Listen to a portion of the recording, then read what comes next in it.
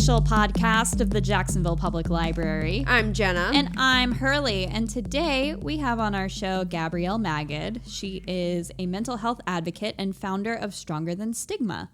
But first, Hurley, what you reading?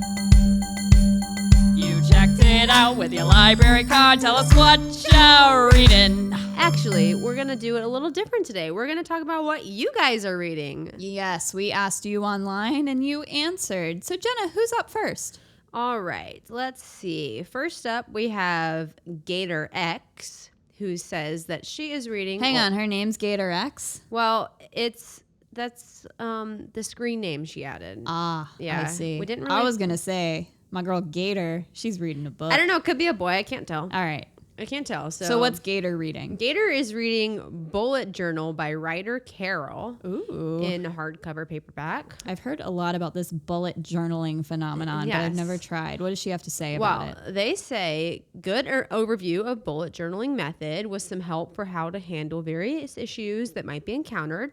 The middle gets a little bogged down and a lot of self-help writing, but that can maybe helpful for someone unfamiliar with some of the ideas. Yes. So seems like they're recommending it. So bullet journal, writer Carol.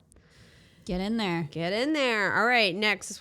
This is probably one of my faves. All right, so we got Nurse B, and they say they are reading A Time to Kill by John Grisham. Ooh, that sounds spooky. They're reading it in print, and their only review is that it's very disturbing and they don't like it. So we got our first negative. 2 thumbs way down from Nurse B. Yeah, no bueno with The Time to Kill by John Grisham. So that's okay. I like people who are like, I threw this book across the room. I can stand it. Nope. That's good. Hated it. That's a response. Let's move on. Maybe somebody else will have one that you could read, Nurse B.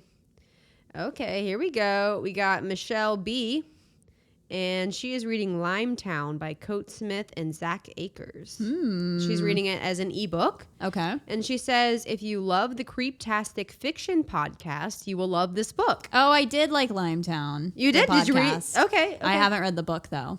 Oh, so this is a book after the podcast, or is it a... I'm not sure. Wonder which part came before the horse? Yeah, I don't know. I don't know. Anyways, she says you'll love it if you like the Creeptastic Fiction podcast. It's the prequel and gives you a glimpse into 2 of the podcast's main characters. So this prequel gives the podcast more depth and even more intrigue, if it's even possible. Interesting. So, sounds like a recommendation to me. Yeah, so the podcast is called... Limetown. All right.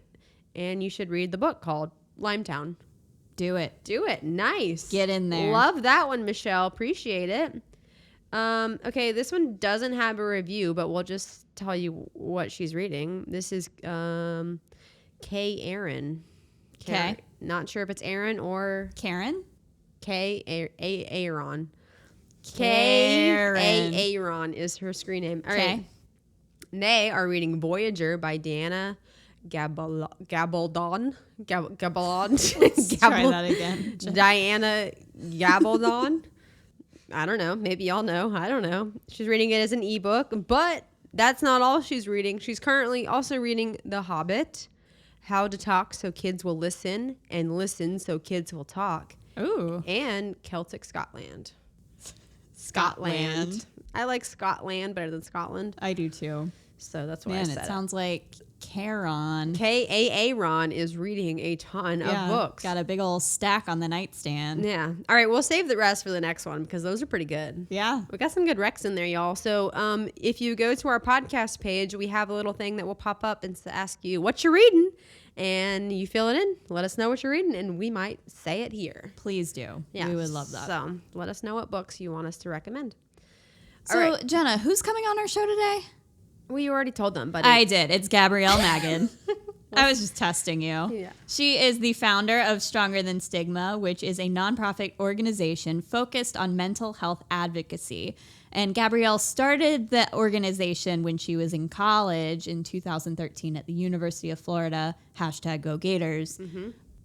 And she's been running it ever since. It's pretty amazing. It's grown and grown. And the cool thing about this is that it's really geared towards millennials and trying to change the stigma of mental health and kind of how previous generations have ignored it. And we're trying to change that, or she's trying to change it, and Hurley and I are too now. Yes, we sure are. So here she is, folks, Gabrielle Magid.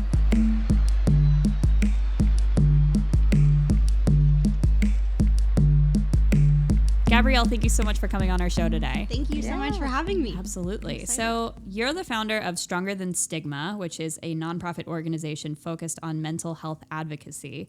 What led to the start of this organization? Yes.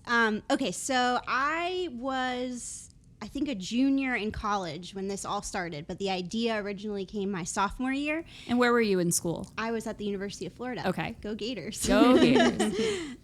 Yes. So basically it came from looking around and realizing that there were all these free resources available to students for free on campus, and yet nobody knew where they were, or if they did know where they were embarrassed to reach out for help.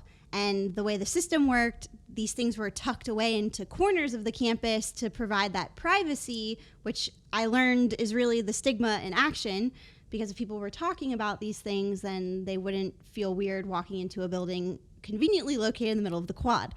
And what kind of services are we talking here? What kind of resources? Counseling, support groups, group sessions, accommodations for classes, basically, anything that the Disability Resource Center would offer for a student with a physical disability.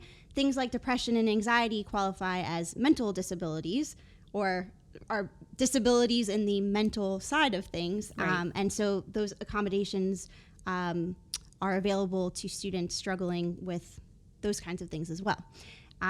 So my friends and I noticed that people weren't reaching out for the help that they needed.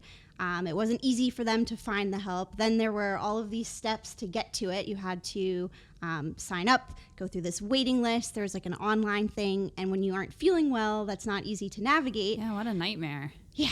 Yeah. So something had to be done, and that's kind of where this came from. I had personal experience. I struggle with anxiety and depression, and that struggle began in high school. So by college, I was more open about it. And,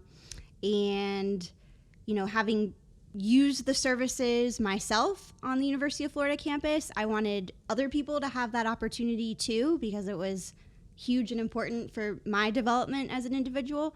And that's where this all came from. It was like, can we engage with this topic and make people feel comfortable engaging with this topic, and even push it so far as to say, can we make it cool to reach out for help so that people don't feel ashamed or embarrassed? Wow. That's amazing. So where did it go from there? So it was 2013 at the time. And the idea was, can we get people to engage online? Because we figured our demographic was going to be the millennial generation is who we're targeting. So, college students and young professionals mostly. But it developed into, a Facebook page and an Instagram. And can we get these messages out there and test the waters and see, online, are people going to engage with this topic? And that went really well, really fast, kind of surprisingly. People were ready to talk about this thing, and we were getting messages from all over the world of people saying, where do you meet? How can I get involved? Like, that's a great Instagram post, but where's the meeting? Wow. And we freaked out because we're like, oh my gosh, they're ready this fast. We got to organize. And at that point, we were like, okay, it's time to meet with people not one-on-one, but meet with people in person, create events to bring people together into the same room so they can feel that power of you're not alone, literally, because there are other bodies in this room right. having the shared experience. And so we started those kinds of events on the UF campus, and it took a while, but we became a student organization. So we got recognized as official on the University of Florida campus. And it's funny because that came after the nonprofit. We were a nonprofit first, and then UF was our first chapter. Yeah. Okay. Yeah. Very cool. So you started the organization, like you said, when you were in college. What challenges have come with running an organization at such a young age? Yes. Fun stuff. Okay. So I think getting people to take you seriously as a young person who is driven and has business plans to back up whatever they're saying. Like, I'm not on a lark. Like, I do my research. I understand how these things operate. I've taken classes. I've read books. And yet still, people sometimes will look at me and say, oh, but you're young. And when I was in college, like, oh, but you're a student. Like, you don't understand how the real world works. Yikes. And it's about 50-50. You meet some, and I still call them adults because I know I'm an adult, but they put up that wall. So, some adults will be like 100% on board. They understand. They think the youth and enthusiasm is awesome, and that's what sets us apart. Yes, thank you. Mm-hmm. But other people, you need 10 years of experience to get an entry-level job. You're up against, it depends who you're meeting. Great. Yeah. So just being able to have somebody take the time to invest in providing that listening ear and support is a struggle. And then you have like the dose of imposter syndrome that I think goes along with most people and most experiences in life, but having to navigate turbulent waters at times where I'm just even saying like, hello, I'm here. Mm-hmm. And then being met with, whether or not they're going to, be helpful or be on board, on top of me doubting, myself. Like, what do they see what do they know by looking at my face? Am I not ready? Who am I? All those questions that I think are very common, that nobody really talks about. Coupled with the challenges of reality, because that's more so, you stopping yourself than anything else. Yeah. That's the most challenging thing, I think, in my experience. So like getting people to take me seriously and getting out of my own way. Sure thing. All at once. Yeah. And you said you started Stronger Than Stigma in 2013, yes. correct? So it's been a while. It's going on 6 years now. That's amazing. Yes. So how has that imposter syndrome kind of fizzled out for you after having 6 years under your belt? I don't think it'll ever go away, because I think that it comes in doses depending on what the project is. So like if you're writing something, who gives you permission to write? Right. And then that's that challenge, but then that project shifts because you're done with it and you're like, yeah, I can write, or I can do whatever I just did because clearly I just did it. But here's the next big step. Oh, how am I gonna, how do I do that? And I think that I'm becoming more comfortable with the idea of, you gain experience by having the experience, by just jumping in and doing it. And I have a great support network. So when I doubt myself, there's usually somebody there to, sternly talk me, not off the ledge, because that's not what I want to say, but, somebody who can really look the fear in the face and say, that is complete malarkey. Like, you got this, because I need that too. Oh, right. We all do. Yes, yes. So how has the Stronger Than Stigma mission changed and shifted since you first started it on the University of Florida campus? Sure. We've always kept true to our goal, which is mental health advocacy for millennials. And I think that it shifted because we've evolved. Like, our understanding of what the world needs and what void we're trying to fill has shifted. And trying to also navigate, what brings us joy. What do we enjoy doing, and what talents and skills do we bring to the table that we're, able to share and therefore should be incorporated. And that's kind of where like the comedy piece comes into play, because it's like, it is healing. It is therapeutic. Why wouldn't we, take the humor angle? And that's not something that most mental health groups do. A lot of them are preachy quotes, and we do some quotes and some light preaching, but if you read the captions, it's more like, we're in it with you. We understand. Let's poke a little fun so that everybody recognizes that, we can find humor in the situation. That's what bonds us. So things like that, incorporating humor and being more deliberate about it, I think has recently been really freeing to just come out and say like, yeah, we're doing a comedy tour. We're doing this. Yeah, tell us a little bit about the comedy tour too while we're on that subject. It's called Nobody's Happy, and you started it in October, is that correct? Yes. Okay. So the Nobody's Happy comedy tour came about. I have a friend from college that I met doing improv, because that is how it's a good way to meet people. And he went on to become a professional stand-up comic in LA. And he's been watching Stronger Than Stigma develop and wanted to get involved and help out in any way he could. And his talents and skills lie in the comedy world. So he said, let's do something with that. Let's raise money to support your work and let me do it because that's my thing. And I was like, oh my gosh, this is so cool. So it evolved into a tour because at first it was just going to be like, oh, I'll fly to Jacksonville, I'll do the show, we'll raise money, it'll be great. So it evolved into a tour. He jokes that we dared each other to go on tour. Like, you won't, but we did. And I'm comfortable improvising, but I had never done stand-up. It was kind of always on my bucket list, and I think he definitely pushed me that way, where he was like, well, if I go on stage, like, you have to open for me. Wow. Like, oh, dear. Oh, wow. So what was your act about? Then that's the other thing. I had the challenge of really being the one to drive home the connection between the mental health and the comedy. So Sure. A lot of it was me being very open about some of the weird things that go on in my brain. And tying it back, kind of poking that bear of, yes, we're here to talk about mental health and it's going to be amusing, I hope. And then he took care of, lightly touching on it, but then also doing the hard hitting laughs.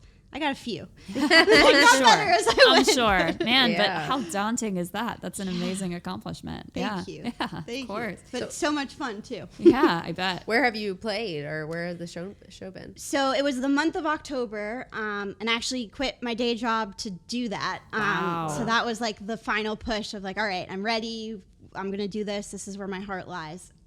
So we did 12 shows in 6 states in 25 days. Whoa. Wow. Yeah. That's a lot. It was And a lot. Driving state to state, I assume. Yes. Yes. Wow. That's Yes, incredible. yes. So will there be more comedy in the future? Oh, there must be. Good. There has Yes, to be. I'm yes. hooked now. Yeah, I bet. There's no turning back. You got that comic bug. Yeah. Yeah. So why focus on millennials specifically with Stronger Than Stigma? Yes, sure. Okay, so my theory, and I actually gave a TEDx talk at TEDx FSCJ this past year, and so I will summarize a little bit. But my theory is that our grandparents' generation denied that mental health was even a thing. Like, it didn't exist. They're not going to touch it. They're not going to acknowledge it. Our parents' generation, are willing to relent. Like, yeah, there's something that goes on. There's mental health issues, sure. But they seek help in silence. Like, they will sneak off to therapy and be embarrassed and ashamed and not tell anybody about it. And then we burst onto the scene being like, how did you not tell us that these problems might arise and that they're treatable and solvable and manageable?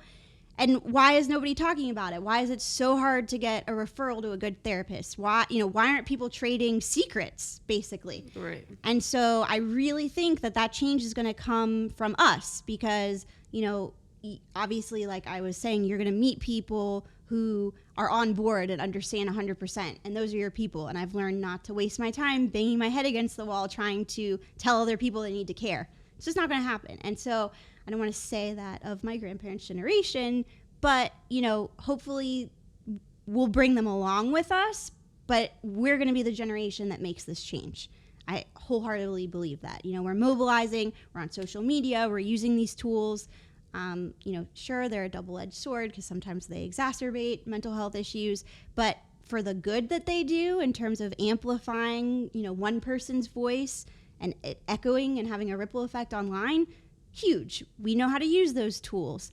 And the point really is if we target our millennial population, it won't end with us. We'll turn around and bring up the next generations. And the long-term vision is that nobody faces this stigma. And, our grandchildren look at us like, oh my gosh, that was a thing? Right. I want it to be so far in our rear view mirror as, a global population that people are just talking about this openly. Like, oh, it's a brain flu. Whatever we have to say to make it, relatable now. But in the future, it should just be, yeah, I went to see a therapist. Yeah. Yeah. So what? So what? Right. Yeah, exactly. Yeah. You So- should too. Or like you're Definitely. bragging about it. Like, yeah. Like my therapist is better than yours. Right. Therapist wars. I love it. So what can we do in our everyday lives to sort of minimize this stigma surrounding mental health issues? Sure. So I talk about this too in the TED. So the TED Talk was called "The Stigma Is Real." Highly recommend checking that out on YouTube. We'll definitely put that on our podcast Oh, page, that would be so jackspubliclibrary.org/podcast. Definitely, yes. Thank you. Of course. Okay, so I like to approach it from a position of you can do things in your everyday life. Like everybody is capable of attacking this stigma, and it might seem like a small way to contribute, but it's huge, because if you're watching your speech pattern, I always say just be mindful of how you're speaking about things. Be kind with your words regarding mental health. You know, like you don't want to joke around or use terms lightly that might have, you know, a different connotation to people who are struggling.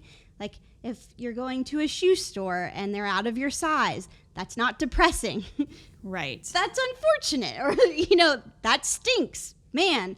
But if we're so casual with the terminology that's also the terminology we're using to diagnose and treat things, then it, you know, it what's Dilutes the word. Yeah. Thank you. It dilutes the word and the meaning, and it's not, you know, we have to use that. We're all sharing this vocabulary, and I kind of wish that there wasn't just, you know, the mental illness bucket where everything falls into it, because there is a spectrum and there are things that seem more approachable to talk about, like anxiety and depression, but schizophrenia is also a mental health issue, you know, and the fact that we only have one term, the mental illness, you know, term to describe all of these things, it's difficult. It's a turnoff to the people that are, you know, worried about being associated with it, and it being this, you know, big ugly monster under your bed. Sure. So embracing that spectrum can really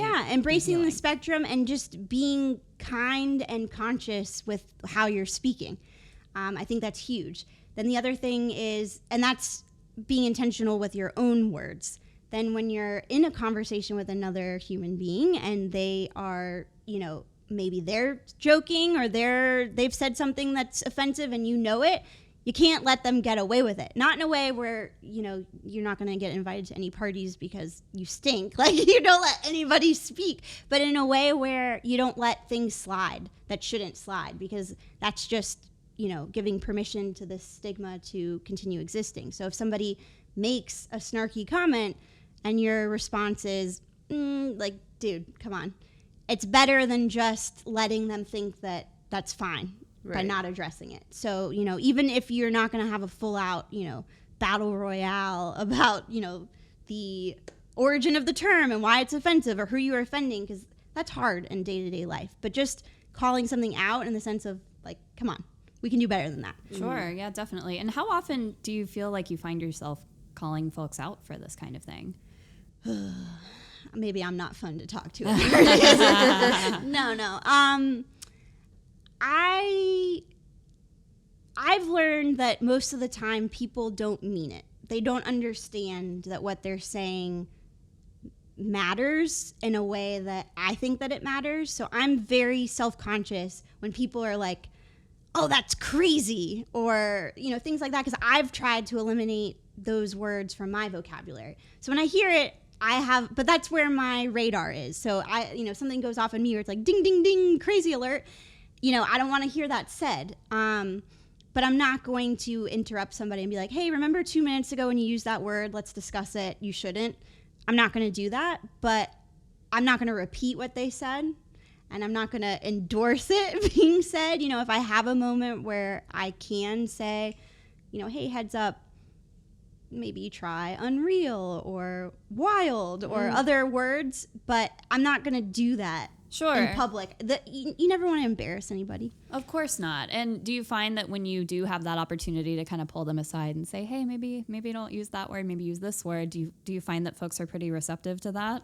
I find that people are surprised that it came out of their mouth, because it's so casual and so accepted that that's just part of our, you know, cool kid speech, that they're blown away. And of course they feel bad. And of course they're like, oh, I'm going to improve.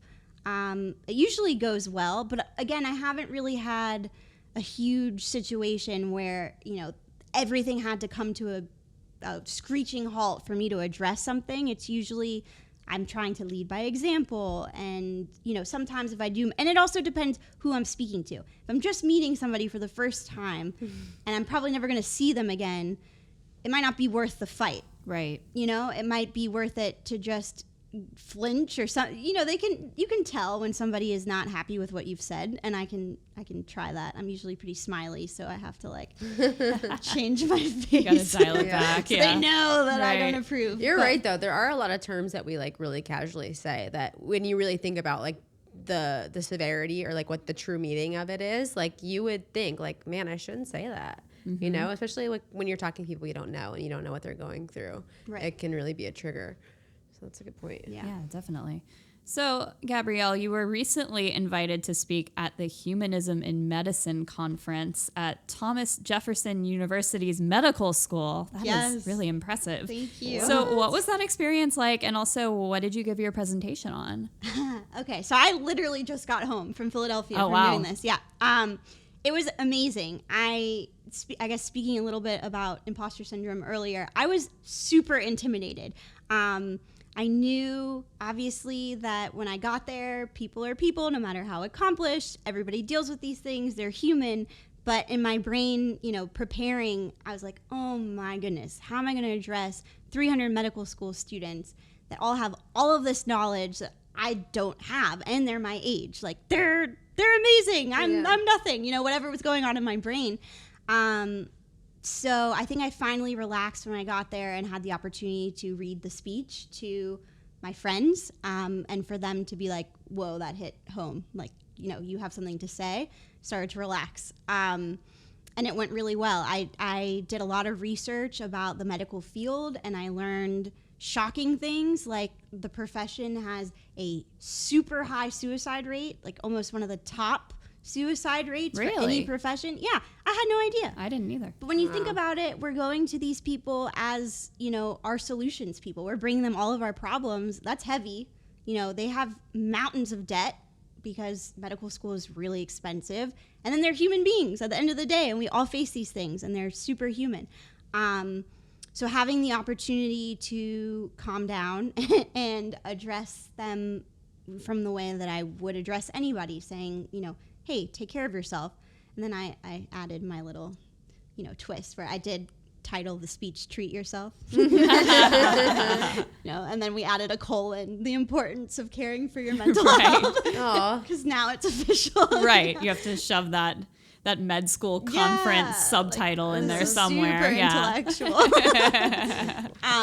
So it went really well, and I had the opportunity to shed light on something that they're not thinking about on a daily basis, or not being given permission to think about, because the rigorous nature of medical school, nobody wants to expose weakness. And because of the stigma and the way we think about mental health, people tend to think about raising your hand and asking for help as a weakness. Why can't we just figure it out for ourselves?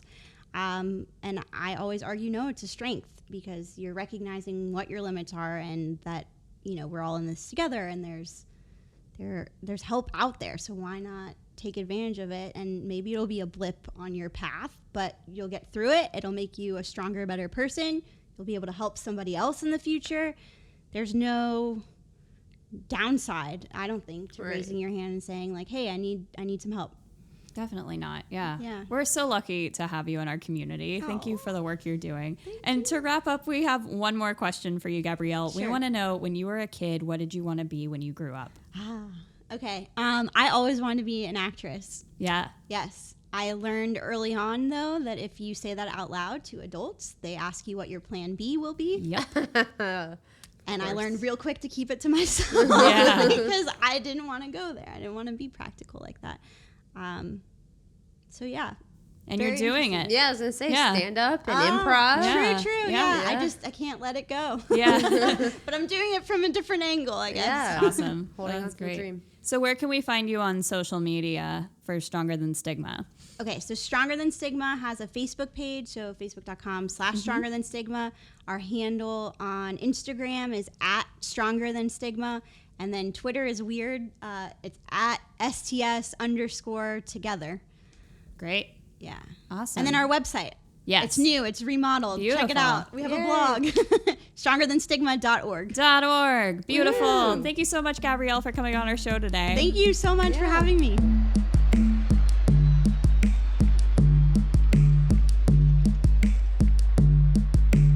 Man, I really hope they do that comedy show again here in Jacksonville because I would love to go see it. It's such a good combination of things like mental health and comedy, laughter, Yeah. all the things I love. They say laughter is the best medicine. I've heard that said a time or two.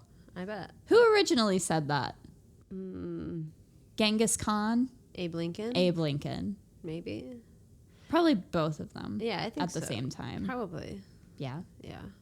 Anyways, Gabrielle, what a gal. Thank you so much for coming out and chatting with us about Stronger Than Stigma.